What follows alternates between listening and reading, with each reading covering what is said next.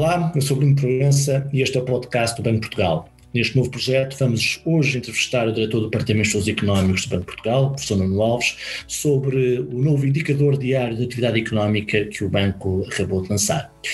Este indicador tem como grande mérito o acompanhamento dos desenvolvimentos de curto prazo da economia portuguesa. É publicado todas as quintas-feiras com informação referente à semana anterior. Nuno, primeiro que tudo, muito obrigado por teres aceito o nosso convite e lanço já a primeira questão aqui do meu lado. Qual a importância e, no fundo, a utilidade de lançar este indicador, um indicador diário de atividade económica no atual contexto económico? Bom, em condições ditas normais, os indicadores estatísticos tradicionais, em particular aqueles que são publicados pelo INE, captam muito bem a evolução da atividade económica e a frequência com que são divulgados, a frequência mensal e trimestral, tipicamente, permite fazer um belíssimo acompanhamento da realidade económica. No entanto, a pandemia colocou-nos numa situação muito diferente àquela que estávamos habituados.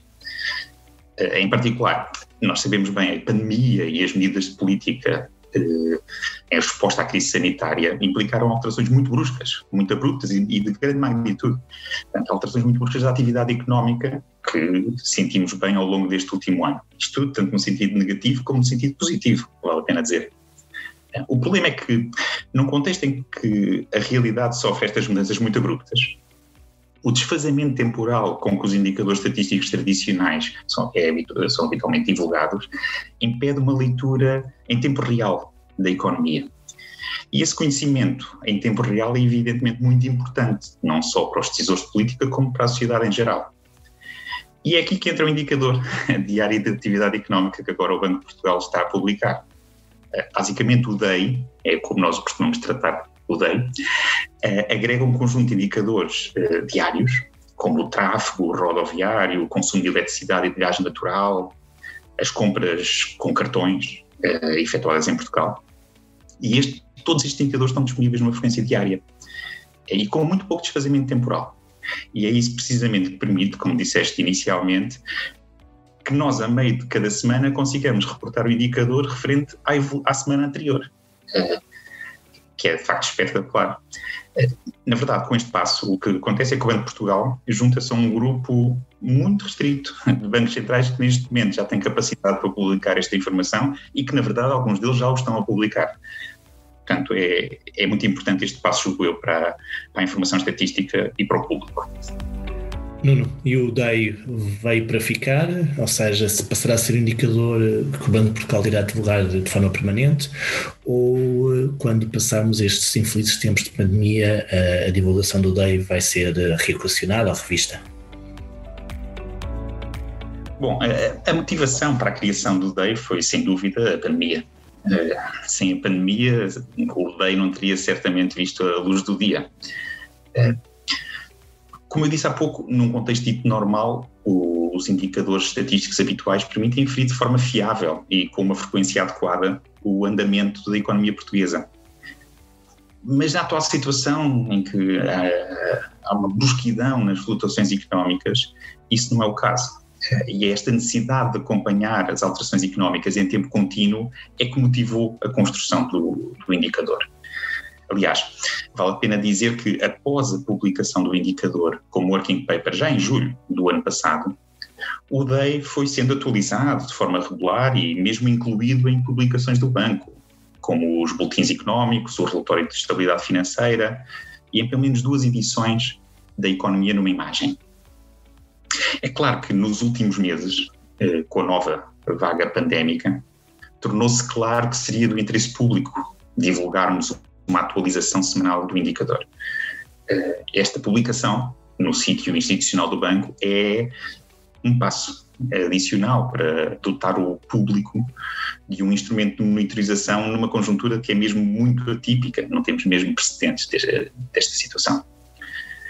Isto remete-nos para a publicação futura do DEI. No fundo, o DEI continuará a ser divulgado enquanto se justificar. Não temos um prazo definido para a sua descontinuação. Aqui o que eu diria é que quando a atividade económica normalizar, e nós sabemos que isso vai acontecer, só não sabemos quando, Então teremos que voltar a ponderar se justifica mantermos ou não a publicação, ou se poderemos manter apenas o DEI como um instrumento de acompanhamento auxiliar, que será sempre disponível ao público que puder estar interessado, mas que deixará de ter o destaque que, naturalmente, numa situação pandémica, um indicador desta natureza terá. E esta metodologia, de facto, como tu dizes, tem esta grande utilidade de permitir uma imagem, um acompanhamento da atividade económica com alta frequência, não é real time, mas com uma frequência bastante elevada. Esse tipo de metodologia achas que vai poder ser utilizada no tipo de indicadores que o Banco venha a desenvolver no futuro? Sim, em que áreas ou em possíveis áreas haverá uma utilidade para a utilização deste tipo de metodologia na construção de outros indicadores? A metodologia pode ser aplicada em muitas vertentes, não só na vertente económica, mas em muitas ciências sociais. Basicamente, o principal entrave à construção deste tipo de indicadores de muita alta frequência é a existência dos dados, dos ovos para fazer as omeletes. A existência de dados diários para um período suficientemente longo e que abranjam a realidade que queremos estudar. Basicamente é isso. No caso do DEI, o que se agrega são diferentes dimensões da evolução da atividade económica, mas nós poderemos pensar em muitas outras áreas económicas ou de outra índole em que queiramos, basicamente, congregar, sumariar informação multidimensional num indicador compósito. Basicamente essa é a ideia. Eu posso aqui também dizer que os autores do indicador, os meus colegas António Rua e Nuno Lourenço, estão sempre disponíveis para interagir com outros investigadores na área de economia ou outras áreas do conhecimento e que possam estar interessados em conhecer e adotar esta tecnologia que é utilizada neste indicador. Aliás, convidava todos os interessados a contatá-los diretamente. Eles ficarão certamente muito felizes. Este indicador é um indicador avançado, portanto tenta-nos dar uma imagem antecipada da evolução da economia. Pergunto se já temos dados suficientes para perceber se há uma boa correlação entre a evolução deste indicador do DEI e a evolução da economia, nomeadamente medida pela evolução do PIB, obviamente, e numa segunda derivada da pergunta, digamos assim, como é que, ao nível do Departamento de Estudos Económicos, este indicador DEI está a ser enquadrado naquilo que é o habitual trabalho de monitorização da economia portuguesa e de elaboração das projeções que o Banco de Portugal publica regularmente?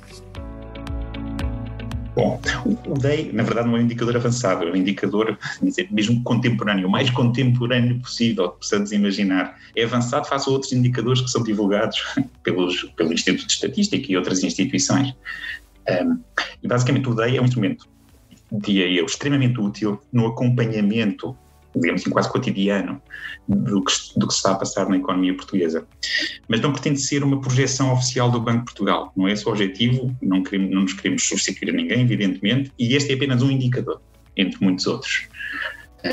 Naturalmente, nos exercícios de projeção, quando nós iniciamos um exercício de projeção, a parte fundamental é ter um conhecimento sólido sobre a situação no presente. Antes de olharmos para o futuro, temos de compreender o melhor possível de onde partimos. E o DEI desempenha um papel importante neste processo, em particular neste contexto de alterações tão bruscas da atividade económica. Ajuda-nos muito a perceber onde estamos, de onde partimos. Obviamente, em conjunto com muitos outros indicadores económicos de alta frequência que vamos acompanhando e que começamos a acompanhar no contexto da pandemia, e também outros instrumentos analíticos que desenvolvemos no banco para além do DEI. A este propósito de conhecer bem o ponto de partida, eu gostaria também aqui de realçar que o banco também tem procurado alargar o conjunto de informação disponível no contexto da pandemia. E um bom exemplo é o inquérito rápido e excepcional às empresas, desenvolvido em conjunto pelo INE e pelo Banco de Portugal ao longo do último ano e que terá uma nova edição brevemente, e que também nos ajuda muito, lá está, a conhecer a realidade no presente para podermos projetar o futuro. Esta OCDE também tem um indicador semelhante ao do Banco de Portugal, ao DEI. Estes indicadores de alta frequência, achas que é uma tendência que vai para ficar a nível de investigação económica, ou seja, vamos ver um conjunto de indicadores semelhantes a começar a surgir em várias instituições que acompanham a evolução económica? Eu diria que sim, a necessidade, digamos assim, que esteve por detrás da construção do DEI está a ser sentida globalmente. Todos estamos a tentar responder à mesma necessidade o melhor possível, com os meios que cada um tem. Vários bancos centrais, aliás, estão a dar passos neste sentido. Mas, como eu disse há pouco, o progresso é muito condicionado pela existência de informação primária relativa a cada economia. Por exemplo, o indicador de alta frequência, que é o CDE, agora passou a divulgar recentemente, é muito diferente do DEI, porque se baseia basicamente em pesquisas da Google. Ou seja, não resume medidas efetivas de atividade económica, que é o objeto e o que está subjacente à metodologia do DEI. Portanto, lá está. Obviamente que, porque é que isto é feito? Porque a OCDE publica o indicador para muitos países. Portanto, a ideia é ter alguma comparabilidade, coisa que nós não conseguiríamos, por exemplo, fazer de forma análoga com o tipo de informação que usamos no DEI, porque não temos para as outras economias.